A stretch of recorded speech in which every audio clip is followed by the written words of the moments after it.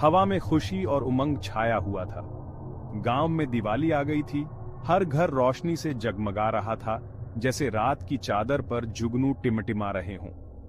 संकरी गलियों में हंसी की गूंज गूंज रही थी, बुराई पर अच्छाई की जीत का जश्न मनाती हुई एक मीठी सी सिम्फनी। उत्साह से चमकती आंखों वाले बच्चे एक दूसरे के पीछे भाग रहे थे। उनकी हंसी ढोल की थाप और पारंपरिक गीतों की मधुर धुन के साथ मिल रही थी। ताजा बने पकवानों की खुशबू हवा में तैर रही थी, जो इंद्रियों को मोह रही थी और सभी को उत्सव में शामिल होने का न्योता दे रही थी। थिंकिंग, मुझे दिवाली बहुत पसंद है। परिवार का, परंपरा का, उम्मीद का समय। लेकिन इस साल कुछ अजीब लग रहा है। अर्जुन, जवानी की दहलीज पर खड़ा एक नौजवान, उत्साह और बेचैनी के मिश्रण से उत्सव देख रहा था। फिर भी इस साल एक अजीब सी बेचैनी ने उसे घेर लिया था। ऐसा एहसास कि कुछ गड़बड़ है, खुशी के जश्न के पीछे कहीं छिपा हुआ है। उसने अपनी बहन माया को देखा, जिसका चेहरा बचपन की मासूम खुशी से खिल उठा था, और एक पल के लिए उसके अंदर का अंधेरा कम हो गया। दादी, उनकी दादी एक कोने में बैठी थीं। उनका झुर्रियों वाला चेहरा अनगिनत दिवाली के ज्ञान से सराबोर था। उसकी आंखें हालांकि उम्र के साथ धुंधली हो गई थीं, लेकिन उनमें प्राचीन ज्ञान की एक चिंगारी थी जो पीढ़ियों से चली आ रही थी, भूली हुई कहानियों और प्राचीन रहस्यों को फुसफुसा रही थी। वह हमेशा से परंपराओं की रक्षक रही थी। अनिश्चितता के समय में उसकी आवाज एक सुखदायक मरहम थी। उसकी कहानियां सबसे अंधेरी रातों में एक मार्गदर्शक प्रकाश थीं। दादी, हम दिवाली क्यों मनाते हैं? दादी मुस्कुराईं। उनकी निगाहें दूर, बहुत पुरानी यादों में खोई हुई थीं। हम रावण पर भगवान राम की जीत का जश्न मनाते हैं, अंधेरे पर प्रकाश की, बुराई पर अच्छाई की जीत का। माया दादी के करीब आ गई। उसकी आंखें आश्चर्य से फैली हुई थीं। लेकिन दादी, अंधेरे का क्या? वो कहाँ जाता है? दादी की मुस्कान फीकी पड़ गई। उसकी जगह एक गंभीर समझ दिखाई दी। अंधेरा कभी पूरी तरह से नहीं जाता, ये परछाइयों में छिपा रहता है, फिर से उभरने के मौके की प्रतीक्षा करता है। उस रात बाद में जैसे ही चांद स्याही आकाश में भारी लटका हुआ था, गांव में लंबी नाचती हुई परछाइयां डाल रहा था। अर्जुन ने खुद को गांव के बाहरी इलाके की ओर खींचते हुए पाया, पुराने काली मंदिर की ढहती हुई पत्थर की दीवारों की ओर। यह गांव को देखते हुए एक पहाड़ी पर स्थित था, जो एक भयानक सन्नाटे में डूबा हुआ था, जो नीचे चल रहे खुशी के उत्सवों के बिल्कुल विपरीत था। गांव वाले फुसफुसाते हुए मंदिर के बारे में बात करते थे, ये दावा करते हुए कि यह प्रेतवाधित है, एक ऐसी जगह जहां अंधेरा छाया रहता है। अर्जुन, हमें यहाँ नहीं होना चाहिए, ये सुरक्षित नहीं है। अर्जुन झिझला। उसकी रीढ़ की हड्डी में एक कंपकपी दौड़ गई। दादी के शब्द उसके कानों में गूंज उठे, जिससे उसके अंदर का डर और बढ़ गया। फिर भी एक अजीब सी जिज्ञासा, अंधेरे का सामना करने की एक लापरवाह इच्छा ने उसे आगे बढ़ने के लिए मजबूर कर दिया। चिंता मत करो माया, यह बस एक पुराना मंदिर है, चलो जल्दी से देख आते हैं। जैसे ही वे टूटते हुए तोरण से होकर गुजरे, ठंडेपन की एक स्पष्ट लहर ने उन्हें अपने आगोश में ले लिया, उनकी फुसफुसाहट को शांत करा दिया। हवा भारी, सड़न की गंध और कुछ प्राचीन, कुछ अकठनीय चीज से भरी हुई थी। एक अकेला झूला हवा में धीरे से झूल रहा था। उसका भयानक कर्कश ही एकमात्र ऐसी आवाज थी जिसने खामोशी को तोड़ने की हिम्मत की। मंदिर का प्रांगण खंडहर में था। चारों ओर खरपतवार और बेलें ओवरग्रोन थीं। खंभों पर बनी नक्काशी अब मुश्किल से दिखाई दे रही थी। टूटी हुई छत के बीच से चांदनी झांक रही थी, जिससे लंबी विकृत परछाइयां धूल भरी जमीन पर भयानक रूप से नाच रही थीं।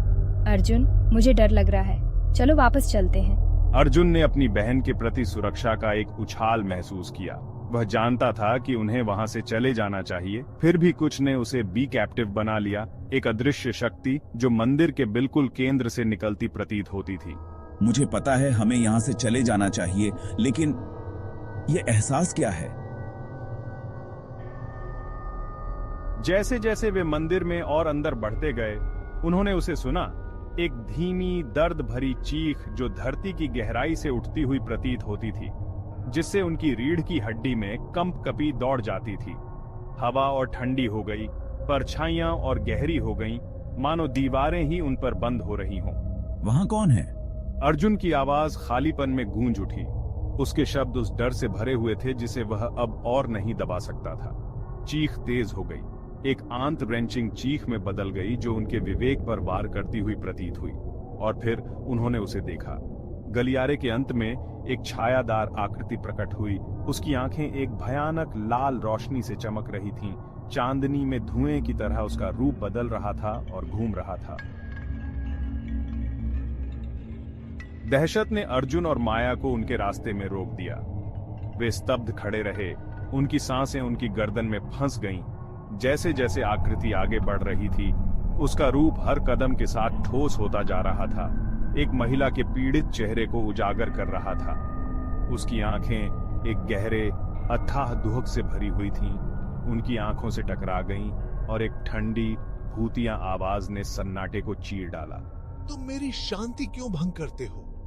तुम मेरे अंधेरे में रोशनी क्यों लाते हो? अर्जुन ने बोलने की कोशिश की, उनके घुसपैठ के लिए माफी मांगने की, लेकिन शब्द उसे विफल कर गए।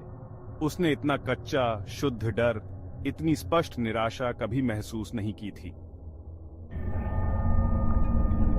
जैसे ही दहशत ने उन पर छा जाने की धमकी दी, मंदिर में एक शांत उपस्थिति भर गई। दादी, उनकी कमजोर आकृति तोरण द्वार में बनी हुई थी। उनकी आंखें उदासी और करुणा के एक अजीब मिश्रण से भरी हुई थीं। चांदनी में कदम रखा। शांति बच्चे, हमारा आपका कोई नुकसान करने का इरादा नहीं है, हम केवल समझना चाहते हैं। आत्मा दादी की ओर मुड़ी। उसका भूतिया रूप दादी द्वारा पकड़े गए दिए की रोशनी में टिमटिमा रहा था। समझना, आप मेरे दुख के बारे में, मेरी पीड़ा के बारे में कुछ नहीं जानते। भाग 8, अतीत का बोझ। मुझे अपनी कहानी बताओ बच्चे। दादी आत्मा के पास पहुंची। उनके कदम धीमे लेकिन स्थिर थे। उनकी निगाहें अटूट थीं। उसकी आवाज एक ऐसी गर्मजोशी से भरी हुई थी जो आत्मा के कठोर किनारों को नरम कर देती थी। और इसीलिए आत्मा ने उसकी आवाज एक शोकाकुल कानाफूसी अपनी कहानी सुनाई। विश्वासघात की कहानी, खोए हुए प्यार की, एक ऐसे जीवन की कहानी जिसे अन्यायपूर्ण तरीके से ले लिया गया। उसकी आत्मा मंदिर से बंधी हुई थी, अनंत काल तक अपने दर्द को दोबारा जीने के लिए अभिशप्त थी। जैसे जैसे आत्मा बोलती गई, मंदिर में छाया ढलती गई। उसकी जगह समझ की एक झलक, करुणा की एक झिलमिलाहट ने ले ली। यह बहुत दुखद है। उसका दर्द ये बहुत भारी है। अर्जुन और माया ने सुना। उनका डर गहरी उदासी को रास्ता दे रहा था। उनके दिल आत्मा के दुख के बोझ से भारी थे। भाग 9, दो दुनियाओं के बीच एक पुल। दादी ने धैर्यपूर्वक सुना। उनकी निगाहें सहानुभूति से भरी हुई थीं। जब आत्मा ने अपनी कहानी समाप्त की तो मंदिर पर एक भारी सन्नाटा छा गया। फिर दादी बोली। उनकी आवाज एक शांत शक्ति से भरी हुई थी जो प्राचीन पत्थरों के माध्यम से गूंज रही थी। आपका दर्द वास्तविक है बच्चे, लेकिन आप अकेले नहीं हैं। क्रोध, पीड़ा को जाने दो। प्रकाश को शांति के मार्ग पर आपका मार्गदर्शन करने दें। दादी के बोलते ही उन्होंने अपना हाथ बढ़ाया। दिया उनके झुर्रियों वाले चेहरे को रोशन कर रहा था। उनकी आंखों में करुणा झलक रही थी। आत्मा झिझलाई, मानो दो दुनियाओं के बीच फंस गई हो। फिर धीरे धीरे अस्थायी रूप से उसने हाथ बढ़ाया। उसका भूतिया हाथ दादी के हाथ से मिला। भाग 10, समझ की रोशनी। जिस क्षण उनके हाथ छुए, एक अंधाधुंध रोशनी ने मंदिर को भर दिया, परछाइयों को दूर भगाया, ठंडेपन को दूर भगाया। जब रोशनी कम हुई तो आत्मा चली गई थी। केवल शांति की एक सुस्त भावना, कृतज्ञता की एक फुसफुसाहट पीछे छूट गई। क्या तुमने वह देखा? वह चली गई, लेकिन मुझे शांति महसूस हो रही है। अर्जुन और माया उस जगह को घूरते रहे जहां आत्मा खड़ी थी। उनके दिल विस्मय और राहत के मिश्रण से भरे हुए थे। उन्होंने कुछ असाधारण, कुछ ऐसा देखा था जो जीवित और मृत की सीमाओं को पार कर गया था। भाग 11, दिवाली। प्रकाश और अंधकार का संतुलन। जैसे ही वे गांव वापस चले, भोर की पहली किरणें आकाश को सोने और लाल रंग से रंग रही थीं। दादी ने अपने दोनों कंधों पर हाथ रखा। दिवाली केवल प्रकाश का जश्न मनाने के बारे में नहीं है, ये अंधेरे को स्वीकार करने, उसे समझने और संतुलन के लिए प्रयास करने के बारे में है। अर्जुन और माया चुपचाप चले। उनके दिल दिवाली के सही अर्थ की एक नई समझ से भर गए।